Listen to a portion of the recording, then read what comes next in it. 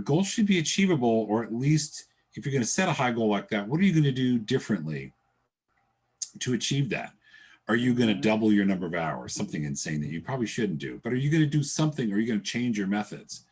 Learning to swim is about learning from others. Be the author of your own story, not a character in somebody else's story. Get inspired by others to take action. Learn how to set goals to exceed your own expectations. So often the answer that you are looking for is right in front of you. On Learning to Swim, we highlight those answers through storytelling. Welcome. My guest today at Learning to Swim is Jonathan Williams, and I'm so delighted to have Jonathan today share his thoughts about work and his professional life. And we originally met through LinkedIn.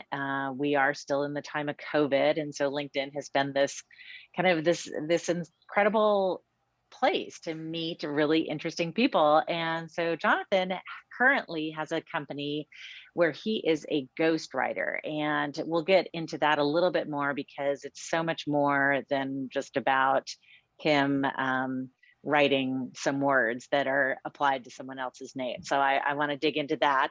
But a little background on Jonathan: he was born and raised in the Washington, D.C. area. He currently lives in sunny Utah. Yes, it is winter and it's freezing cold right now. So thus the bundled up. You did your undergrad work at BYU and got a degree in poli-sci. You did a mission in Japan, and you actually speak Japanese, which I think is amazing. I am so unilingual, it's horrible. And you also have a master's from the University of Utah, and you started doing some technical writing as a consultant. You also had another consulting business. You are happily married with 2 children, and welcome to Learning to Swim. Thank you. I can't wait to hear what the questions will be. I know, right? So that's the format. We are just doing a very informal, conversational type of interview.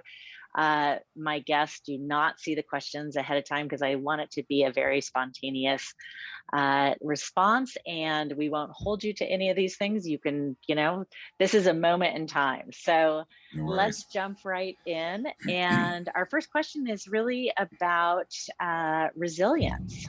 And what does resilience mean to you? And what does it possibly look like in your own life? Sure. I guess, that apart from just the dictionary definition of resilience, which means you take a licking and keep on ticking, as the old Timex commercial would say, is that you, like every human being on this earth, have challenges that you face or bad experiences, whether they be at home or at work or at school or they medical. And then if you get knocked down, if you're resilient, you'll come back and eventually end up going back at your normal speed again. To me, that's what resilience means. I think we all face adversity. Resilience means doesn't mean you never get, to me, that you never get knocked down or slowed down or depressed. It just means that you eventually keep trying to find your way back to whatever normal is. Yeah, absolutely. So along the same lines, what does failure look like to you?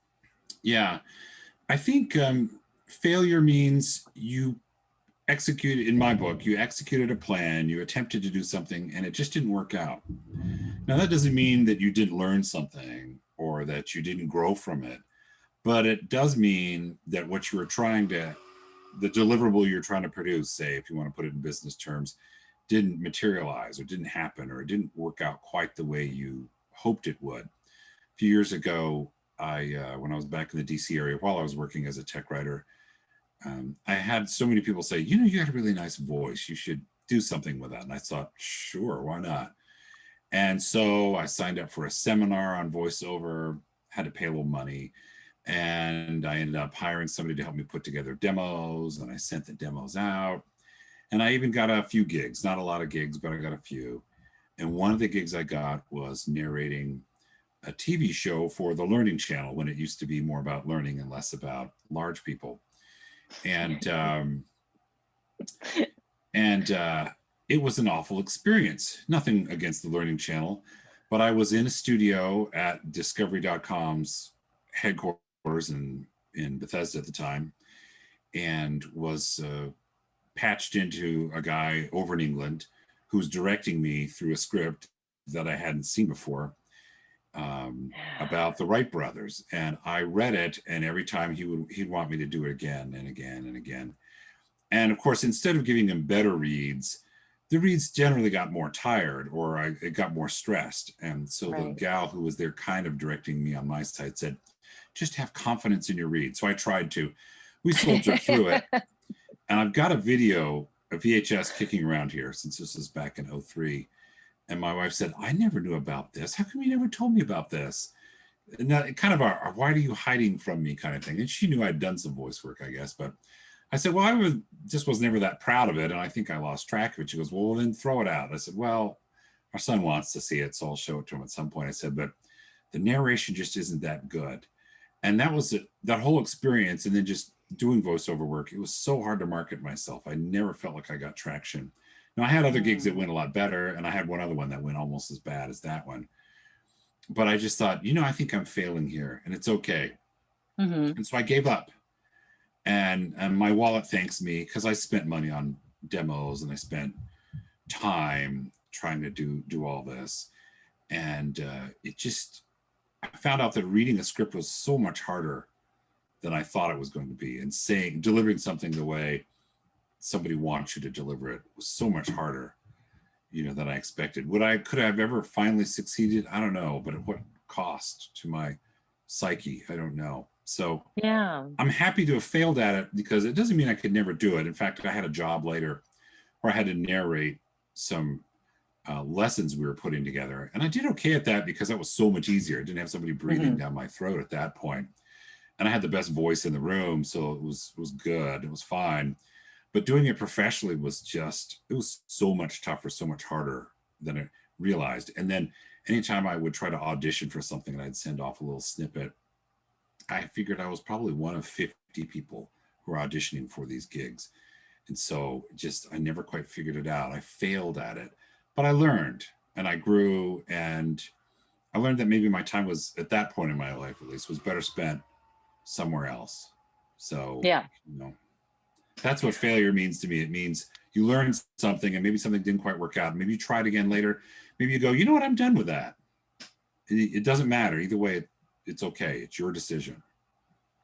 Absolutely. And I think that that's, as you mentioned, I think so much about failure is the learning process, right? And being willing to kind of revisit it with an eye for what is the information that I've gained from this. And I think a lot of times it's almost easier when, particularly in this world where there's so many choices and so much information, and the kind of the paradox of choice, right? That I find for myself that it has been there. Sometimes it's a better place to start is kind of finding out stuff that I don't want to do or that isn't a good fit, and then that can kind of steer me in the right direction. Every So no brings you closer to another yes, as they say in sales, so. It's true. Yeah. Yeah. I think it is. Well, I love what Malcolm Gladwell says about cliches, right? He says that these are truths that we essentially keep choosing to ignore. And I think it's so true. The other thing that I think is really in my own experience, and I'm curious to around kind of how you go through that process of, I find that examination piece, that willingness to look at stuff. I created this journal several years back it's around this concept of the art of discernment, right? So getting curious with your own experiences and getting some sense of what's working for you and what's not working for you. Do you have any sort of do you have a litmus test, or is there a practice that you do? I mean, we're still kind of towards the beginning of the year. Do you do kind of a year end reflection or a year beginning intention? What does all Yeah. that look like? I wrote a post about this on LinkedIn not long back before the end of the year, and I said, I don't believe in years. And I was basically saying that it seems like an artificial construct to me. And I was wondering, why do we have to celebrate the number change on a calendar? Because often things happen irrespective of the January 1st date. We're in a pandemic right now. And while it may not be as bad as it was, it's not going to end at sometime in the middle of a year. I mean, if it's not this year, it'll be next year. I don't know. But and I respect that other people like to set goals for a new year and try to turn over a leaf at the new year. And I think I'm all for that.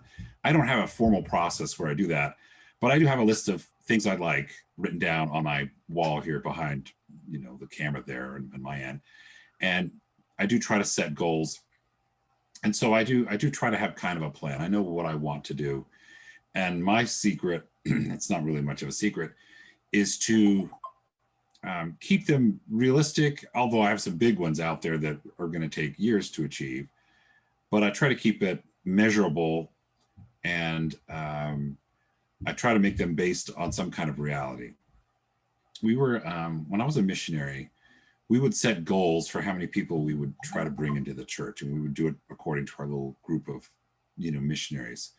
And I remember I was a fairly new missionary, and our zone, it was called a zone, our zone leader said, we're going to do 30 baptisms this month here in the city of Naha in Okinawa. And I thought, well, that's great. Did you just pull that number out of the air? Did you? I didn't say this out loud, of course, but I thought in my mind, they put 30 out there because it sounded like an inspiring number, and it was a lot higher than they'd ever done before.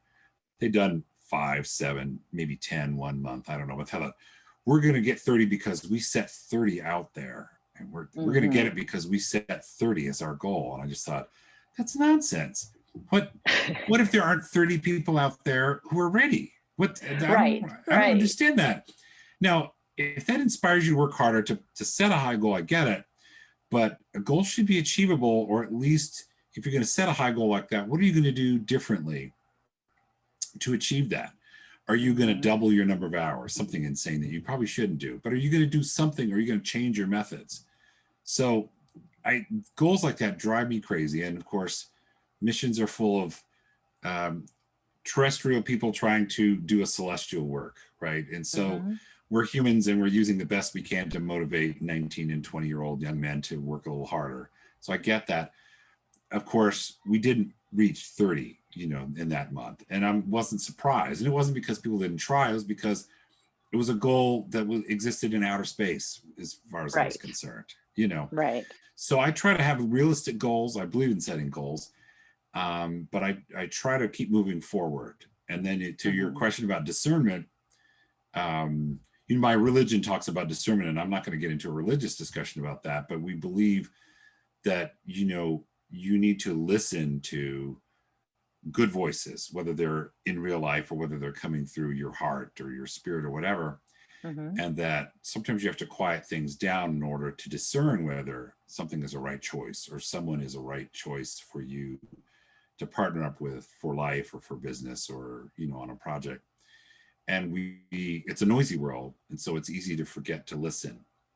And so discernment, I think, starts when you start to listen, and you have to quiet down, whether it's through meditation or taking time out, every day. But discernment can happen in the midst of things, but it also needs to happen, or also needs quiet in order to happen. Oh, I would agree with you 100% on the just even, some stillness, some quiet.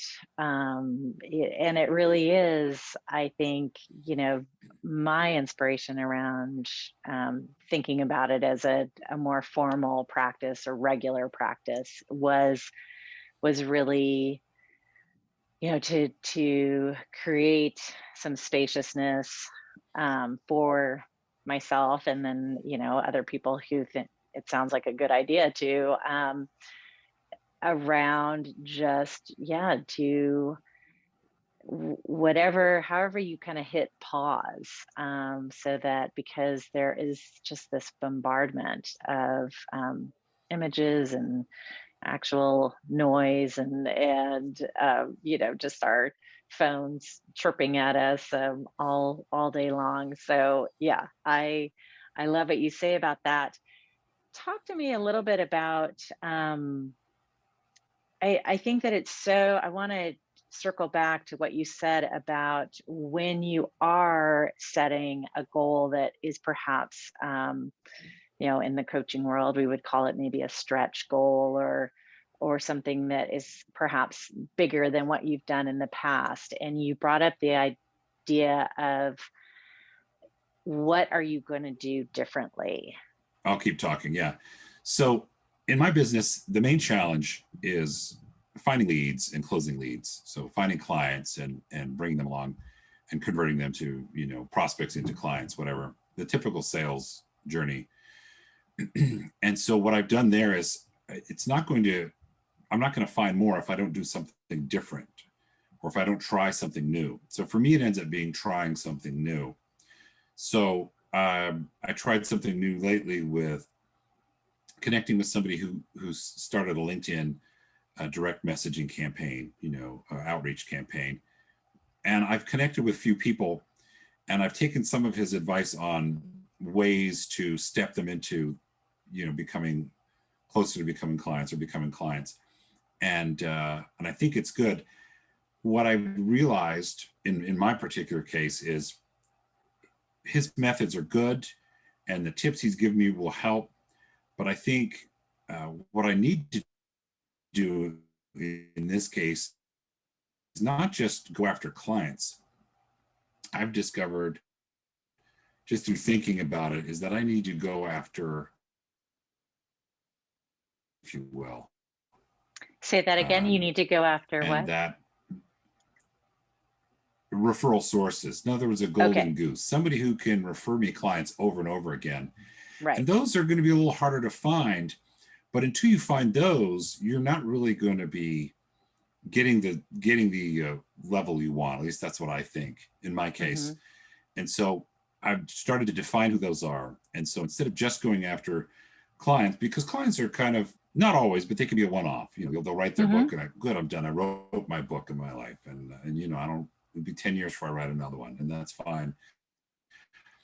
But if I find somebody who's a referral source, then I've found somebody who routinely comes across people for whom writing a book makes sense. And when they get to that point, they can refer them to me.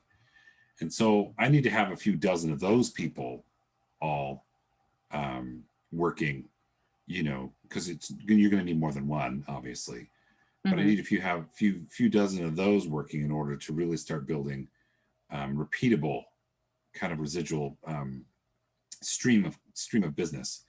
This is something this is a conclusion I didn't come to until I'd already tried a few other methods and until I'd already tried just looking for, clients. And then it dawned on me, you could go even better, because one of the people I met with had mentioned partnering together and helping him in his business. And I got excited. And he said, I need to write a couple of books.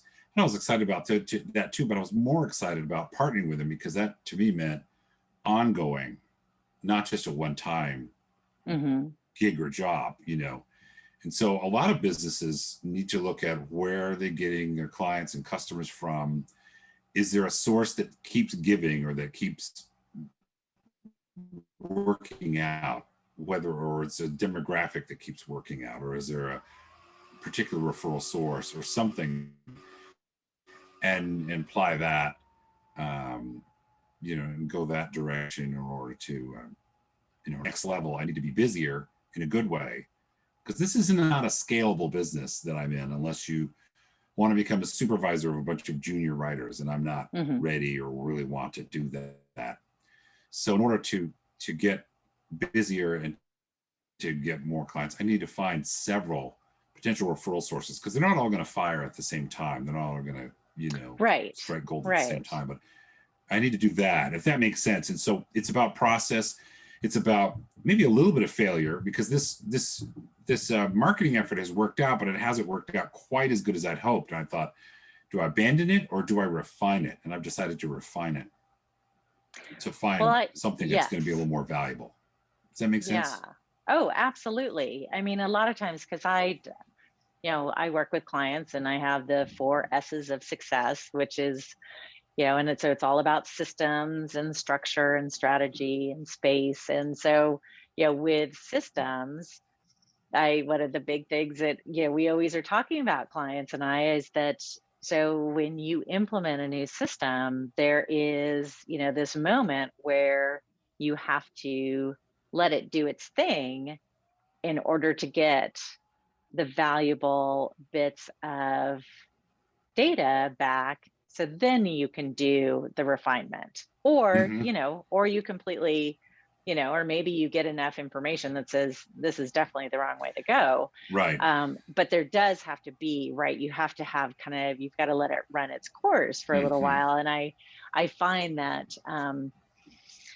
that can be really hard on a lot of my clients, because they are at the point that they reach out to me, they're usually pretty frustrated. So there's not a lot of patience.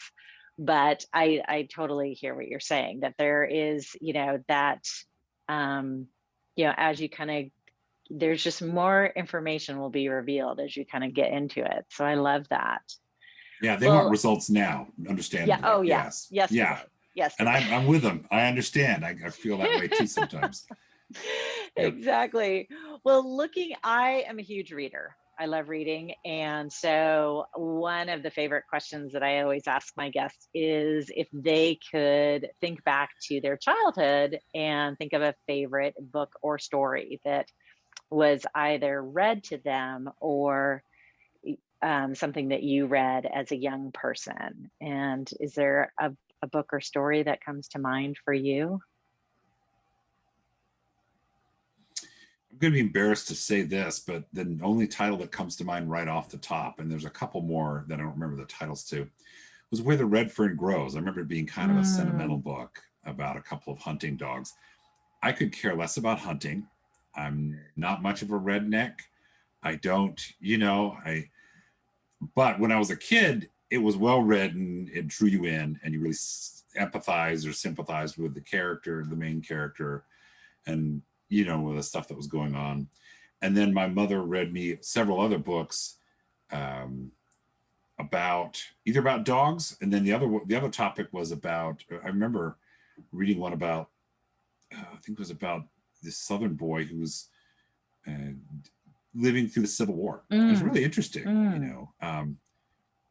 And then there was another one where a boy was trying to escape some Indians. I don't know if it's.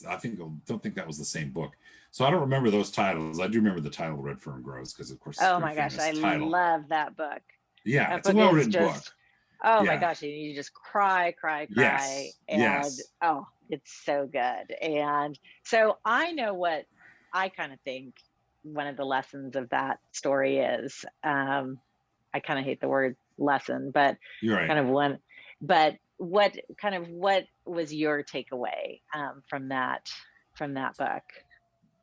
That's a good question. It's been so long, and since I would have to think about it more, but I think they were that even though something bad can happen, you're still right to have loved something, even if it later gets Mm, lost, because in the end, we're all going to get lost at some point. We're all going to perish, right? We're all going to die. yeah, And I guess the other idea was that there was two dogs, and one was stronger than the other, but the other was smarter. It was it was a teamwork kind of thing. I think that was right. part of the lesson there too. But yeah, that would be what I could pull from it all these years later. Oh, absolutely. Well, I would concur. So thinking about books currently, is there a book that you're reading or that you have read recently that you would recommend to folks? And it could be So fiction, nonfiction, yeah, whatever. yeah. No, I'll jump ahead a little bit in time to when I was a teenager, and then I'll jump to the present because I don't want to miss this book. It's Dale Carnegie's How to Win Friends and Influence People, and I read it again every once in a while, or at least parts of it again, because I forget the good lessons that are in it, and I don't necessarily think I have to apply every technique he uses, but I just love how hopeful the book is, how well written it is, how great the stories are, and I've got an original, not an original edition, but it's an early edition such that it hasn't been updated, because the stories are way out of date as far as who they're talking about, because these people are no longer famous to a lot of us, but they're well written enough that you can still understand what they're about. And what I love about the book is that the takeaways are so practical. They're very usable. It tells you to smile more. It tells you to understand that people's names are important. So I always try to make sure to spell people's names correctly, for instance, and to think in terms of the other person's interest. The example he gives in that one is, I think it's a pet or something that, your pet doesn't care about the stock market. Your pet doesn't care about all these things you care about. Your pet cares about getting fed twice a day on time with good, tasty food. You know what I mean? Right. So you want your pet to do something. You can't dangle a expensive stock certificate in front of them. That's not the metaphor he uses, but that's mine, since I can't remember the one he uses. But a lamb chop would do just fine to get your dog's attention, right? So when you're going after customers, well, what do they really want? And this goes, it's been translated more recently into what's their pain point. But I like, what do they really want? What is it they really are looking for? And then how does what you're giving them give that to them if it's not the exact same thing? A more recent book, there's two more recent books that have nothing to do with business or sales. One is called Catastrophe. It's by a British historian, I guess. And they did a documentary on it early on in the Secrets of the Dead series on PBS, to the point where you still can't get this version of the show on DVD. It's only was available on VHS. So it's about a climactic disaster that happened because something happened in the earth, and the climactic disaster caused all these changes throughout the whole world and helped overturn governments and helped start Islam, and just all these things happen that can be traced back to this major change and this major upheaval, and then the domino effect and all those things that happen. It's not exactly proven, but I'm convinced, even if other historians aren't, by what he said. And I think it's obvious that sometimes something as prosaic as a volcano erupting can change the world, but very slowly and very subtly, and not just the people who are affected by it immediately, but by the climate changes, the things that happen down the road. Right. And then another fun book I read, another nonfiction book I read, it's a few years old too, probably even older, called First Light. And it's just about the people who worked at some of the different observatories looking at astronomy, and just the images that Richard Preston uses, and the metaphors, and then the behind the scenes stories about these interesting characters. A really fun read. He's the one who also wrote The Hot Zone, which they tried to make into a movie but couldn't, and they made a movie similar to it, but there wasn't really take off on it. And The Hot Zone being, of course, about the Ebola crisis back in, I guess, the late 90s. So, but yeah, I love nonfiction. There's lots of good nonfiction out there. Well, those are great recommendations. Yeah. I think they're both still in print, I think. So, I feel like they are. Yeah, for sure. I guess the other book that comes to mind, I wonder if you've read Jared Diamond's, any of his books. I read his big one, Guns, Germs, and Steel. I didn't like it as much as Catastrophe. I thought it was pretty good. Okay. And it explained a lot, especially the shape that's what reminded me of it. Right. And they had him do a show, and then they realized pretty quickly that they shouldn't have him narrate the whole thing because he didn't have much personality. So they had a regular narrator hired, and they'd bring him in and ask him a few questions here and there. But they quickly realized that he's not going to be the main host. So I thought that was kind of funny. But there's other good books like How the Irish Saved Civilization. That's kind of interesting. Oh, right. These sort of world change books of what can cause change, or what elements of change, or trying to read history through a different lens or whatever, and look at change and what causes it. And then it's not a book, although I suppose he wrote books about it. It was James Burke. He's a British television guy who did the Connections series, which was big in the late 70s. And then he did another series in the 80s. And those are still in print as far as the DVDs go. And I highly recommend watching them. They are fascinating. And he starts out with um, how did we get from whatever early event there was to the atomic bomb? And he traces all the, this helped lead to that, it led to that, led to that. It's not a linear, this happened, then that, and then that happened thing. It's all the strange twists and turns and connections. How did a cloud chamber lead to the atomic bomb? Right. I don't know if that's his first episode. The first episode is called The Trigger Effect, and it's really good. And it's about it sort of gives a quick rundown of what happened when the power went out in 1963 or 64 in New York City. And then what does that mean? And what does that lead to? And how do we, you got to watch it. You owe it to yourself. Your library, if it's any good, probably has it. So you don't have to buy it if you don't want to, but I think your local library should have it. It should have it. Or you can watch it online. Yeah. Yeah. Probably on Netflix. No, definitely. Yeah. Well, speaking of non-linear, a part of the inspiration of learning to swim is about hopefully inspiring people to recognize or even be a little bit more adventuresome in their professional journey, and recognizing that it's not always a straight line. So I like to ask folks who are guests, what was their very, very first job? So like the first thing that you did as a kid or a young person where it was transactional and that you got paid for a task, or maybe if it was later on that you actually had a job that was ongoing. Yeah, I think I know the first job where I got an actual paycheck was, and I'll mention that in a second. And that one is sadly prosaic and boring, but it's very typical. And that was when I was 14. But I think a few years before that, I didn't know, I was never a kid who did a lot of lawn mowing, but I think I might have done some yard work for somebody and got something in return. And you pulled some weeds or something like that. I did. Yeah. I'm having a hard time getting the specifics down on that, but I did that. And then there was an older lady, I think I cleaned up her yard, did a lot of work to her yard. And that might've happened before I got my first job, which was a friend of mine said, hey, you got to go work for McDonald's. I've got a job here. I'm getting paid. He's a buddy of mine in high school, Yeah. And I might've been old enough to drive by that point. I think maybe I was a little bit older than 14. And so I'm like, okay, sure.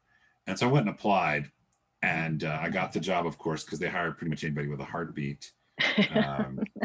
They trained you a little bit, and it was a miserable place to work. It was horrid. Oh no! It was so horrid. So with my first job, and I got it during the summer, and I kept it for, I want to say a month, but I'm not sure if I kept it for the whole month. Because I was a guy, they never put me up front. They only put the girls up front. Okay. to be cashiers. I'm like, why can't I be a cashier? Why do I have to help unload the truck? Come early. We got to help unload the truck. I'm like, no. Catching these big giant boxes full of frozen meat coming down a little conveyor, And you'd be walking around and the floors could be so greasy that I'm like, I don't know why we haven't fallen over and hurt. And anyway, so it was, and then I had to help close, which is a load of cleanup, and you don't get home till 1 a.m. or 1:30 or 2. No, we were never in danger in the job, and so a buddy of mine at church said, I've been working for this guy named Dave. I'm doing painting for him. And it was like 15 cents an hour more than McDonald's. I was ready to go. And so I contacted Dave, and Dave's like, yeah, sure. And so I quit McDonald's, happiest day of my young life at that point, and went to work for $3.50 an hour instead of $3.35 an hour. And was laboring out in the hot sun doing the painting down below from the ground. It was an apartment building we were painting, and I had to get the rollers and paint as high as I could go with a kind of an extended pole. And then the guys would have the scaffolding that was attached to the top, and they would go up and do the upper levels. It was like a 3 or 4 story building. And I worked with a bunch of guys from El Salvador. One of them was from Cuba. The rest of them was from El Salvador. And they would say, you left too many holidays. A holiday is when the paint, a bubble pops and there's a little piece that didn't get painted. Oh, okay. You got to go over that again. Okay. Or you did a bad job on that. It was generally a decent group to work with, and I learned how to work a little harder and stuff. But And the guy who worked before me apparently didn't really work much. So I was a huge improvement over him. But they would take these huge siestas in the middle of the day because, they're from south of the border. And I'd hang out like, okay. And, you needed the rest because it was hot work. It was during Right. summer. Yeah. Outside in DC area, it's 85, Oh my God, 90, it is it's humid. Yeah. steamy. Yeah. Yeah.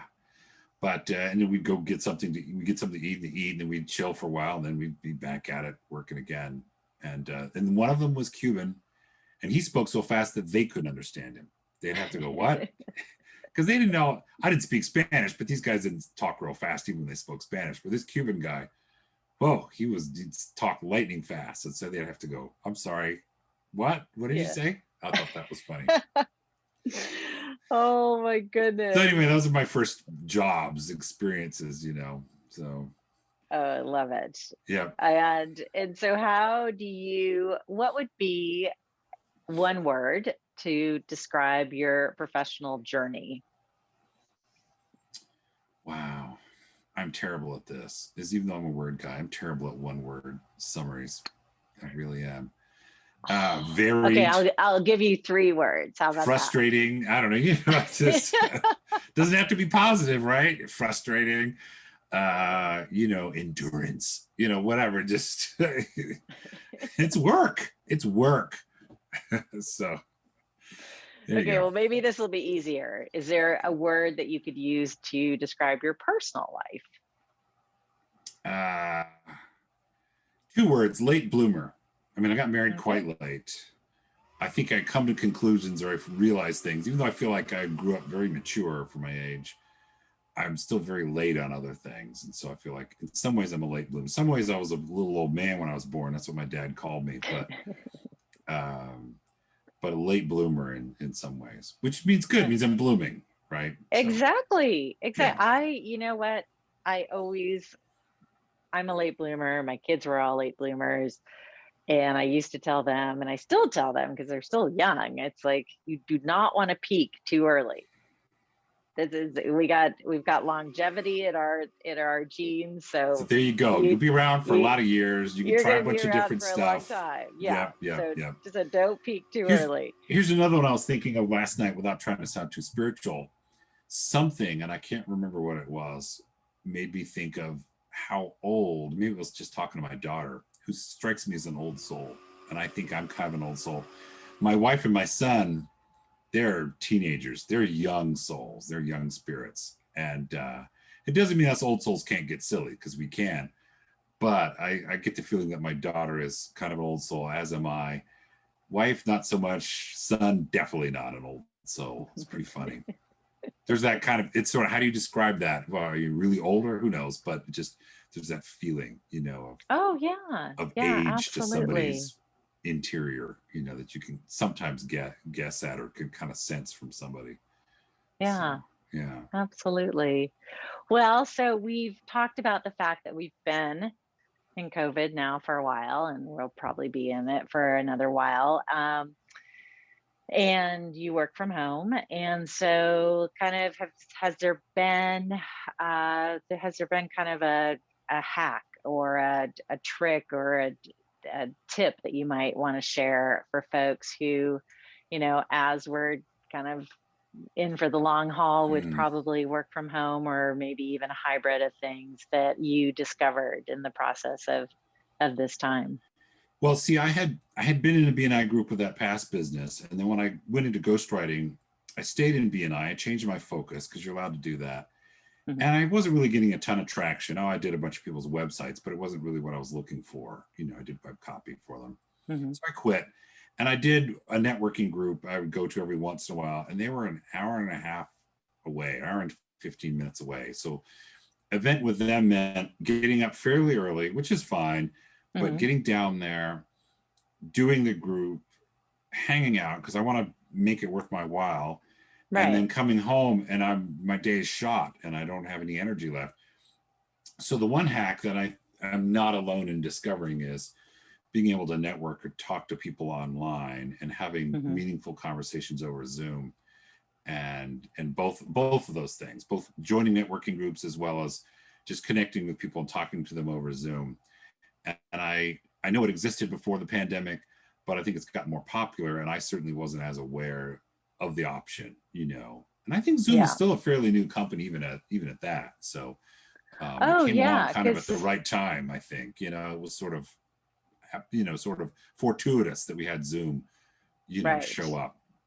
But Yeah, because I had been using Zoom before the pandemic with some of my out of state clients, um and I know that there was a while there that I was using Skype. mhm. But I never I felt like do. Skype was easy to use. I don't know why. It felt No, clunky. Yeah. I didn't either. So, Zoom, I don't know how much, if I just wasn't aware of Zoom, or all of a sudden it was like Zoom was this much easier platform. So, and I think they've just gotten better. So Yeah. kudos to them Yeah, exactly. for being adaptable. Being there. So I want to, let's see. I've The got a other thing meeting that, in I got a meeting in 10 minutes. Hopefully that doesn't okay. wrinkle No, no, no. anything. So I Okay. just I have two more questions for you. Sure. So what would be kind of an in plain sight talent that you have? What's something that if I went around and talked to all those folks who know you, they'd be like, oh yeah, Jonathan, he's so great at this. At words, yeah, it putting the phrase the best way possible. The obvious Yeah. stuff as far as the writing or even spoken. Okay. He's good at talking too. Yeah. And then what is your more hidden talent? What is something that's maybe not necessarily that apparent to folks? Yeah. I guess getting insights about people, because that's not something that's really obvious. Mm-hmm. Being able to see through people in a sense, or be able to hopefully be a decent judge of character. No one's perfect at that, but I think that's something, the kind of seeing through people, seeing through world events, seeing through whatever, getting insights, getting deeper insights. And that you'll get if you get to know me better, and it's not super hidden, but it's not apparent from a first meeting, probably. Right.